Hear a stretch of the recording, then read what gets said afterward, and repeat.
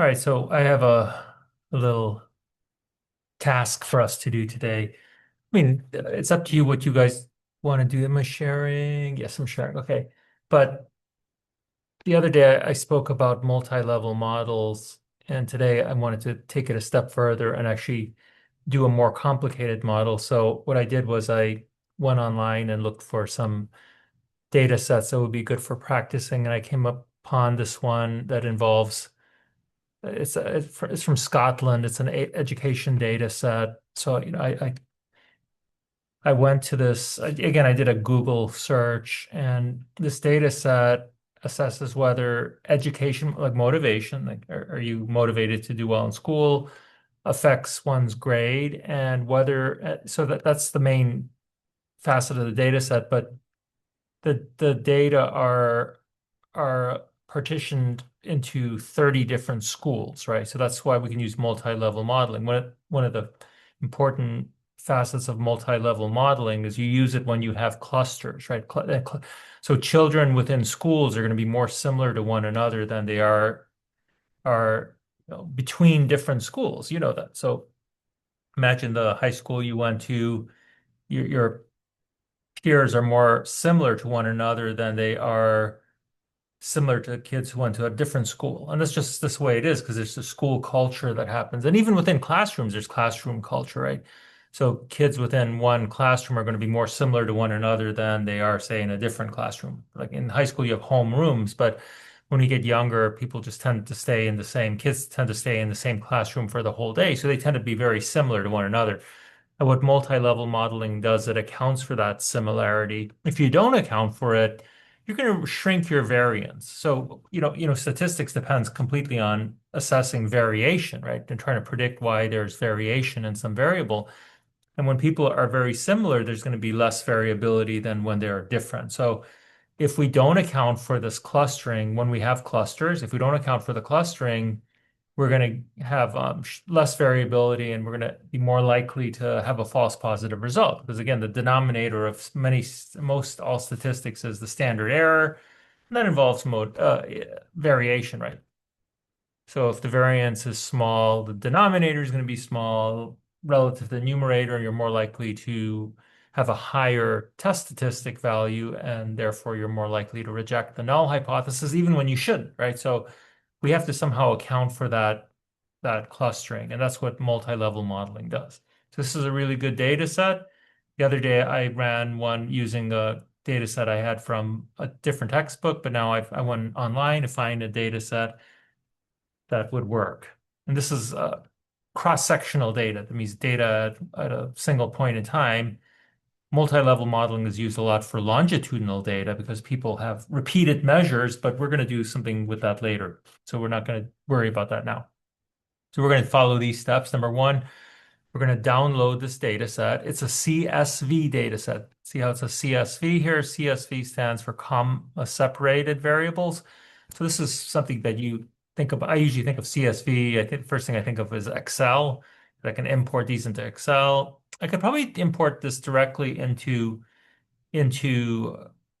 SAS, but I want to go into Excel first so I can take a look at what the variables are, just to see if everything meets what I needed and everything is clean. And then I'm going to import it into SAS. I'm going to run several models. I'm going to run a fixed intercept only model. Remember, this means that the intercept is the same for everybody, regardless of for every cluster, regardless of the cluster. We have like one intercept. That's generally what you have in, say, when you run a regression analysis. The intercept is fixed, the slope is fixed, right?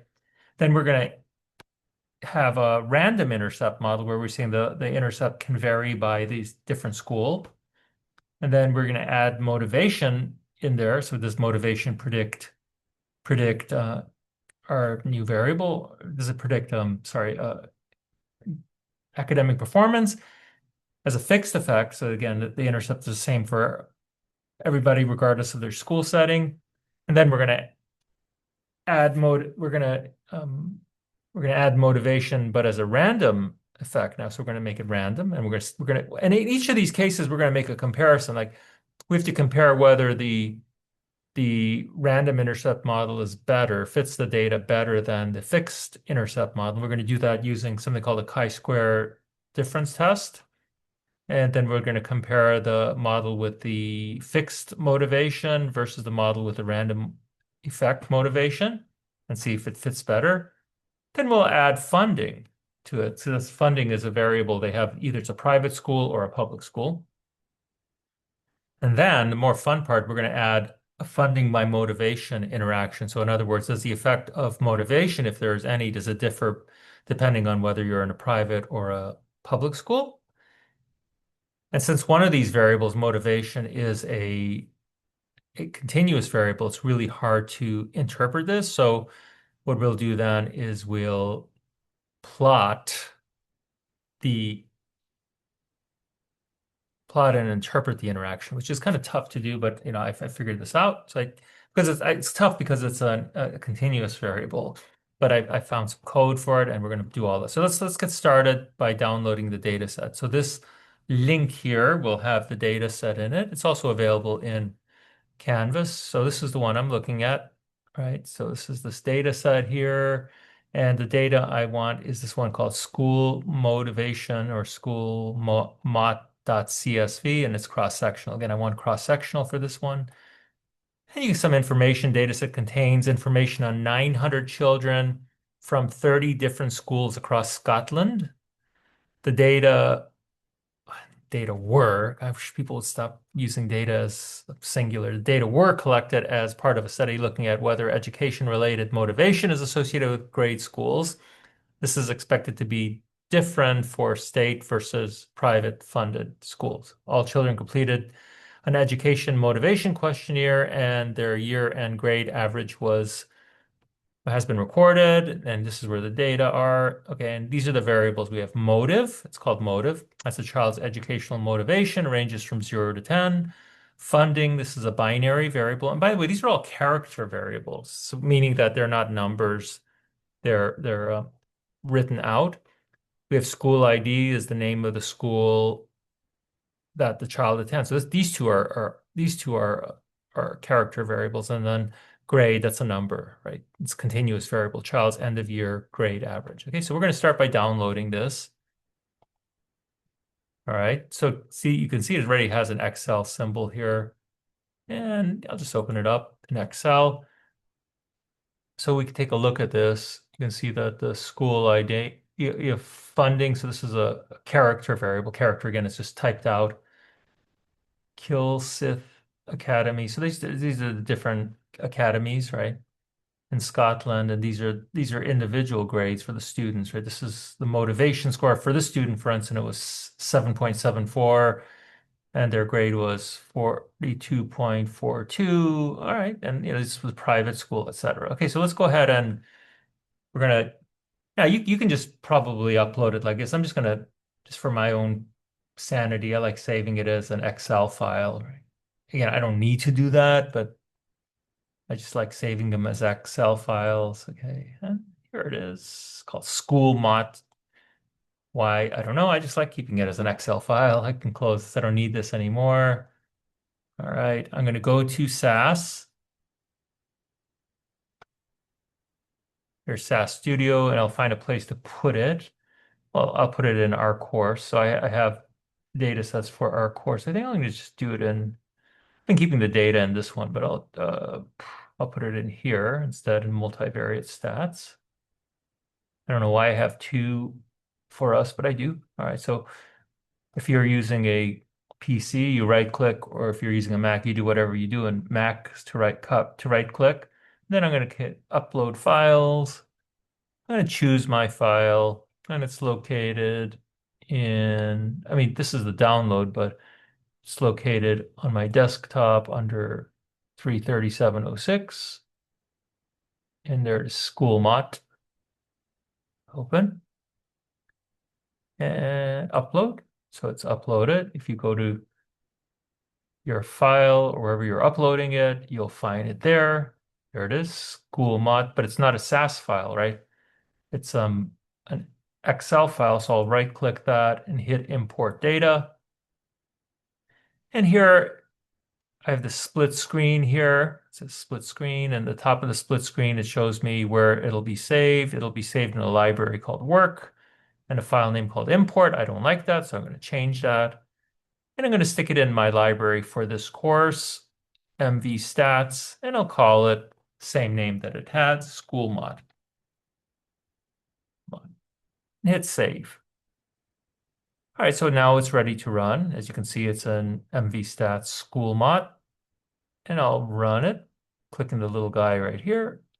Just runs it, and it produces my nice output, the proc contents output, right? So it has the variable is funding. It's a character variable, grade, numeric, motive, numeric, and school ID character, right? It just gives me some information about them. And it has labels. I'm not going to change the labels because you really don't need to.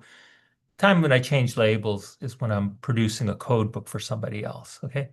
I don't need this anymore. So once I have that done, I can throw this out, right? Now, if I want to save this just to keep track of the names, since I'm not really sure what the names are otherwise, what I can do is I can click this arrow here and it'll save this in a separate window. So if I want to just go back and look at the names. By the way, I have 900 observations. That's what it said I would have, right? All right, so let's go ahead and go back to SAS Studio. I can close this. I don't need to save this anymore. Don't save. All right, so that's all set. Next thing, we're going to start running the mixed models, right? First thing I want to do is just to verify that we have, I think they said we had 30 schools. So I'm going to run a frequency distribution, right? Proc freq, data is MV stats, school motivation, right? I'm going to go ahead and run this just to take a look at that. And you can see that I have 30 schools, right? It was 30 schools. Yeah, yep. And there's 30 individuals per school, right? Oh no, there's 30 schools. Sorry, there's 900 individuals, and I think there's 30 schools. Yeah, 30 per school. Yeah, so it works out perfectly. These are the different school names. Everything looks good there. All right, this shows me the frequency, right? Cumulative frequency, etc.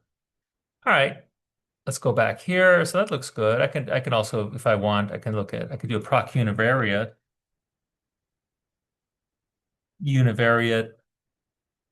to take a look at my data for the outcome variable. And we're going to go to this, see if it's in here. Not yet. Okay. Sometimes it'll print out. So we're going to look at school motivation, right? School mod. And let's take a look at some variables, or at least the one important variable. In this case, which is grade. I think it's grade. So this is why I kept this open. So I can go back and look at what my variable name is. It's called grade. All right, so grade. Here it is, grade. Run. Let's take a look at that to see what this looks like.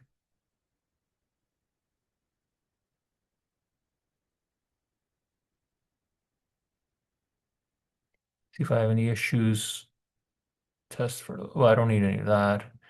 And if I wanted to, let's see if I can remember the code for testing. Here it is. I had it somewhere here. I ran this before, what the code was for. Yeah, here, showing norm whether we have a normal distribution or not. I put a histogram, age, normal. Let's do that. I'm just going to copy these.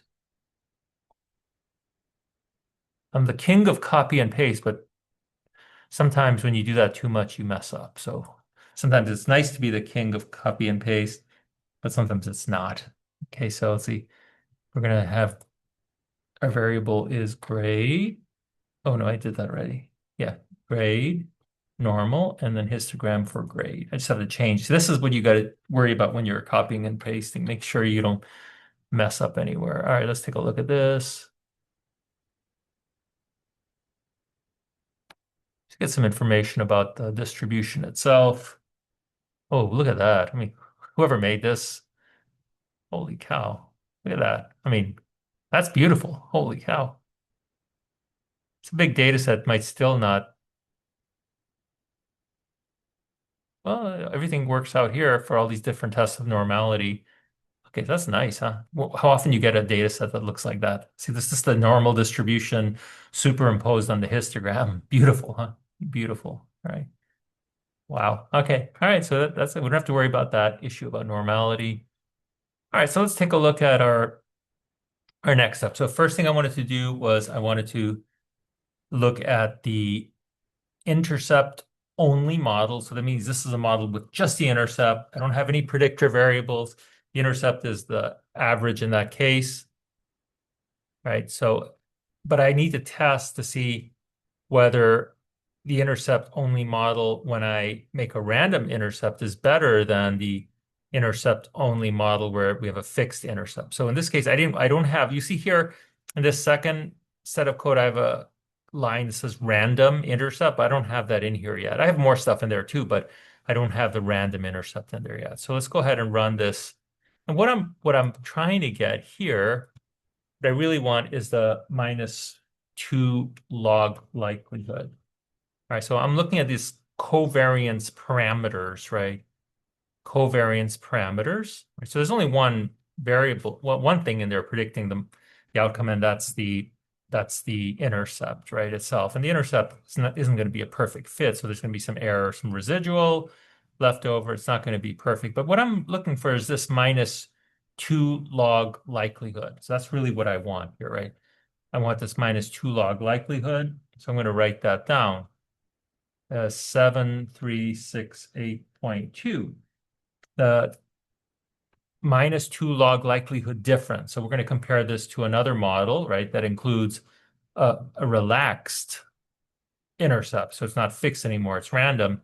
Those models are nested in one another. So like the only difference between the two is in one case, it's fixed to not vary across schools, and the other one is allowed to vary across schools. And that's means one model is nested within the other because all I'm doing is fixing something to make a difference. So in that case, I can compare them by looking at this value, the -2 log likelihood, and subtracting one from the other. That difference follows a chi-square distribution with likely 1 degree of freedom because I'm fixing one thing. So I'm looking at how many covariance parameters I have here.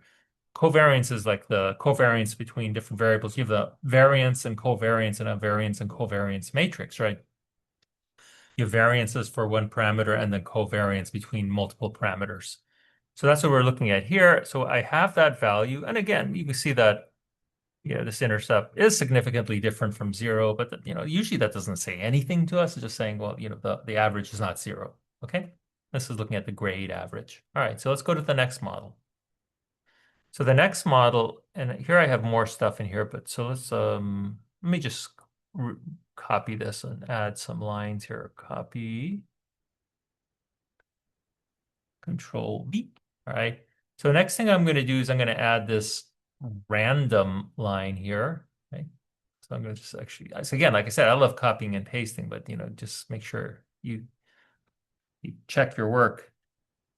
I've had plenty of instances where I haven't, and that's come back to bite me. Control V, there you go. So we're going to do the random intercept model here. I try to stay nice and clean here.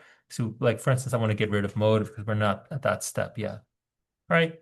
So class ID is essentially the identification for the random effects variable. So we're going to say that now that the model, the effect of the intercept or the intercept itself will differ by the different schools, and schools are represented by school ID. So let's go ahead. That's all I added there was that random. So that's the only difference between these two models is this line that says random intercept. Run this now. And again, I'm looking at the -2 log likelihood. So I did something wrong here. So let's figure out what I did. Unrecognized form. Wonder what I did here. Let's see. What did I do wrong here? Model solutions intercept school ID intercept. what did I do here? MV stats school mod, or something I did wrong here, and I gotta figure out what that is. So let's see. It's probably something really dumb. School ID, grade, solution, right? That's fine. Random intercept school ID, random intercept mode, sub equals school ID. I can't tell what I did wrong here. Let's see. Hmm. Did I not run something? Maybe I forgot to run something. Yeah, I must have just forgot to run when I highlighted. I must have not highlighted a bit of the code. Okay, so now you see we have two covariance parameters. We have this random intercept, right? So here we can look, what we're looking at now is the covariance parameters to see if we have significance here. And we do have significance in the intercept. But more important than that is what I'm looking, this is for the variance, right? Just looking at the variance. So there is variability, but really what I want to do is compare the two models. I mean, yes, I can free it, but is it going to improve the model? So I look at the minus 2 log likelihood, and now I have 7219.1, 7219.1, and the difference between those two with 1 degree of freedom. Say if we're using alpha of 0.05, the critical value would be 3.84, I believe. And this is going to be way larger than 3.84. Somebody's vacuuming out there, if you can hear that. 368.2 minus 7219.1, 7219.1.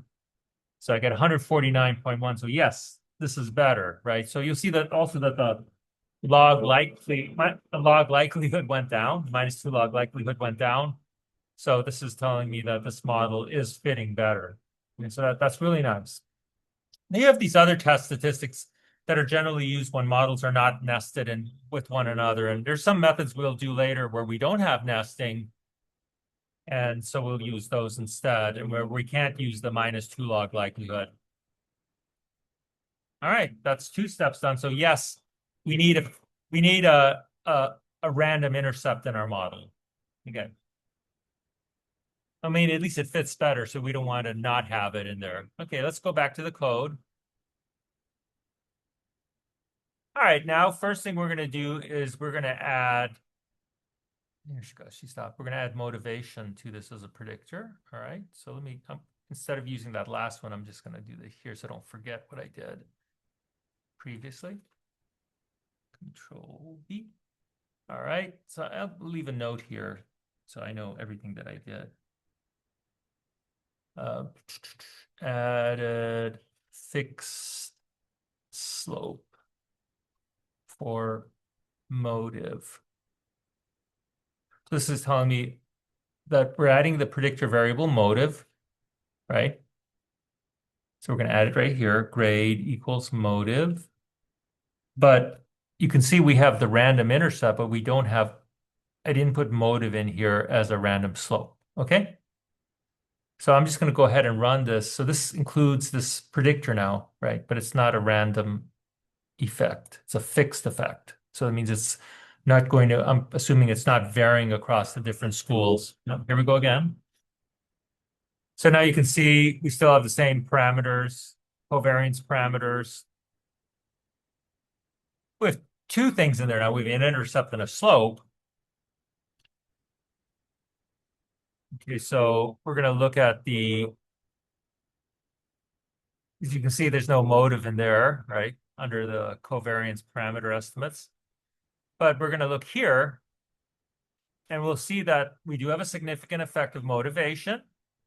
So motivation is positively associated with an increase in grades. You'd interpret this like you normally would, a unit increase in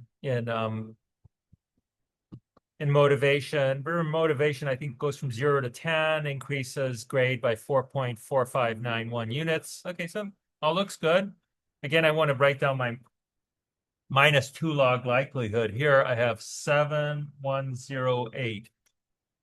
Right here, 7108, which again is a decrease because we are actually doing better because we're adding more information. Our model is doing a better job. increasing the likelihood of the observed data there, right? And when we talk about likelihood, we're looking at the probability of the observed data given this model. Okay. All right, so that's another step. Let's do another step following that. So we're going to go ahead now and add add motive as a random effect. Okay, so the only difference here, we'll use the same model that I just ran right here, right? Where is it? Right here. But under random, I'm also going to stick motive. How's that? And now we're going to test this and see if it makes any difference. This is fun. Every time I add something else, it's fun. First thing, I want to make sure I didn't make an error, like in the coding or some other error that's due to something with the data or something with the variable itself. And then, it's always cool to see what happens. So let's run this. All right. So you can see now the covariance parameters went up to 3, right? This is the iterative process for finding the actual the likelihood, right? So you want to find you're actually maximizing the likelihood, but because we're doing the -2, it's going to be negative. It's decreasing. Let's see. So now what I'm mostly interested in is this log likelihood. So it's it's 7105.4, which I don't think is going to reach significance, right? Because our difference has to be at least 3.84, but I don't think that's going to be 3.84. So let's go 7108 minus 7105.4 with 1 degree of freedom. Wait, did I do that? Oh, I think I messed up somewhere. I'm sorry. 7108, right, minus 7105.4, and I get 2.6. So this does not cross the threshold for statistical significance. So I don't need this random effect. That's telling me that random effect does nothing for me, so I can remove it. All right. You see that? So I tested to see, and this is something we should be doing with all statistical tests. We should always be testing for improvements in the model. And this transcends just this type of analysis. Could be anything. It's like when you're running a regular regression analysis and you want to know, is it linear or is it not linear? Because sometimes you could have a regression analysis that the effect from a predictor to the outcome is not linear. It could be a curve or something like that. So you should always be testing that. So I don't need random, this random intercept. So that last model is good enough. All right. All right, cool. Next step. So now I'm going to add funding to this model. And funding, I'm not going to treat that as a random intercept. It's just going to be you're either funded or not funded. I mean, as random slope. So I'm just going to add it here. Funded. Now, this is a character variable, so I'm going to put it under class. Funded. So this is going to create a dummy variable for it. And because I'm interested in if there's an improvement in motivation if one is in a private school versus a state school, because it's private, I don't know which one gets more money, to be honest. In the US, state schools would get more money than private schools, but we also know the kids who go to private schools tend to have more money than kids who go to public schools. So since this is comparing state versus private, I'm going to create state as the comparison group, and we'll see what the impact is of being in a private versus a state school. So I'm going to set my reference, ref equals state, right? Close that. All right, so this is going to create this dummy variable. The class statement creates dummy variables anyway, but it's going to create this dummy variable, and it's for the funded variable, right? Let me make sure that's the name of the variable. Yes, well, pretty sure it was funded. I deleted that other thing, but it's okay. All right, so we got intercept, we got everything else here. Cool. All right, let's run this and see. Oh, what did I do wrong? Fund. So it's not called funded. What did I have? It's actually, I have it here. Funding, not funding. There you go. That's why you need that code sheet. Funding, funding. All right. Let's run it again. Here. All right. So now I'm just want to see what the effects are. So let's take a look at these effects here. So see how it's set up. So funding is private and it's modeling private versus state. State is set at 0. So this is the comparing private versus state. And this is not significant. The p-value is huge. Motivation is still significant. Okay.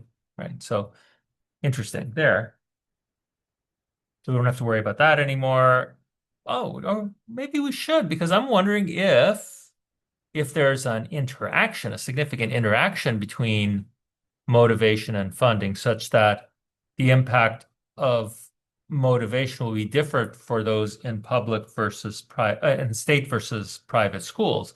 So to add the interaction term, I'm just going to do a product here, motive times funding. Just add that in here, okay, and run this model again.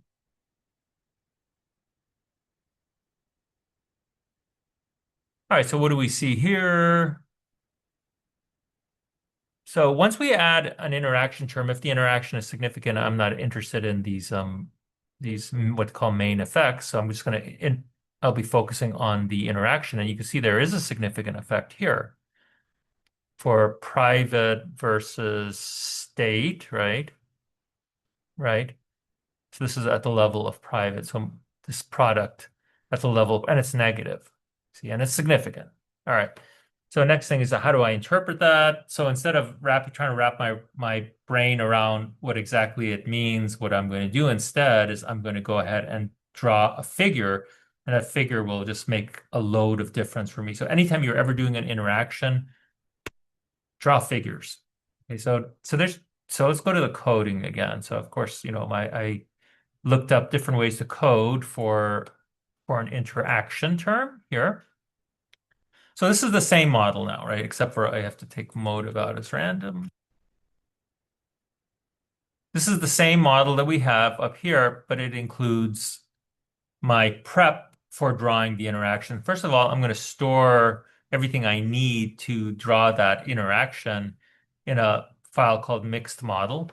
So I just use the store statement, right? Store mixed model. So it saves the models for this PLM procedure, right?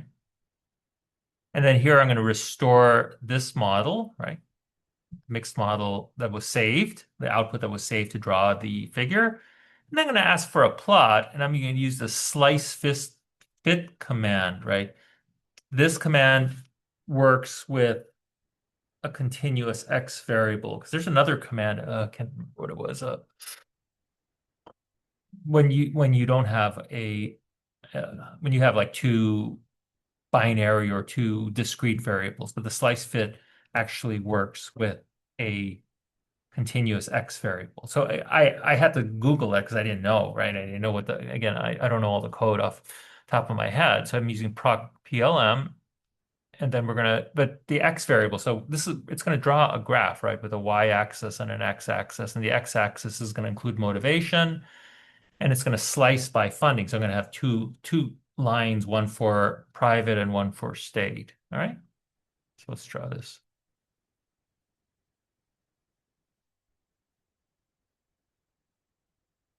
What happened here? There's an error. Maybe something my syntax model mixed. Oh, I didn't run it yet. Got to run this model first. So it doesn't exist. Okay. All right. So now we have the model. This is the same thing we just ran before, but now we have that fixed stuff. Let's see where. Okay.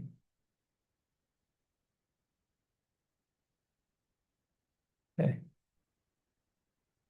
All right. And what I'm interested in here lists all the schools, right? So here we have our prediction. We have one line for private, which is blue, and one for state, which is red. And this is the x-axis. It shows you motivation. Let me put this out here because it's not clear. So what do we learn from here? It has confidence. That's what the CLM stand for, the confidence limits drawn around it, right? Well, here's what we're seeing. We're seeing as motivation increases, right? We see the effect of being in a state school increases, but the effect of being in a private school, it doesn't really decrease, it just kind of stays constant. So that yes, students in the private school seem to be benefiting from higher motivation in terms of their grades, but at lower levels of motivation, they're doing better than kids in the state school. However, when kids in the state school increase their motivation, they seem to be increasing their grade, which kind of makes sense, right? I mean, there's an advantage for individuals in a private school. Not that the private school has more money itself, but the families that send their kids to the private school have more money, so they have come in with better resources, and then it takes, one to dig in and pull themselves up with their bootstraps and work hard in these state schools. And when you do that, you do better. So that's what this is saying. And that's just my interpretation, a layperson's interpretation of this. Okay. All right. So what I would want to do is, copy this into, some document, like say this document here, where I would interpret everything for my reader, right? Control V. There's a nice graph, nice figure. I usually like to move these around a little bit. It's pretty sweet, huh? All right, so let's recap everything that we did today. All right. Actually, this was a lot of fun. So, I mean, I came in today thinking, what do I want to do with you guys? And I'm thinking, let's just practice this. So this is the whole idea of this course, is to give you for you to understand that there's a variety of options to do any kind of research. And there's so many different things out there that we're not normally taught in undergrad or introductory grad stats. You're just taught the basic stuff. But this shows you what a multi-level model is. So what we did is we downloaded a data set of Scottish kids, right? And who went to either private schools or state schools. And we were looking at the impact of motivation on grades. Because the kids are nested within 30 different schools, we are using a multi-level model because that helps you count for the variability, right, in those different schools. And we tested to see if the intercept was random or fixed, and a random intercept model fit better, meaning that there's a basic difference in the intercept across the schools, right? So that's one thing we did. My guess has to do with their being private versus state. And then we added the predictor, which was motivation. We tested to see if motivation was a fixed or a random effect, and the random effect did not fit better than the fixed effects. We left it as a fixed effect. We added we can call it a covariate if you like, something to control for, or just maybe something to model as well. We added the variable uh, private versus public school, right? Funding, and then we didn't see an initial effect, but when we of funding. However, when we did an interaction term, we added an interaction term, we saw that there was a difference between schools that were publicly funded and those were privately funded. We saw a difference in the effect of motivation on grades, making funding what was called an effect moderator, because it moderates the effect of the predictor on the outcome. It moderated the effect of motivation on grade. All right, so we saw that.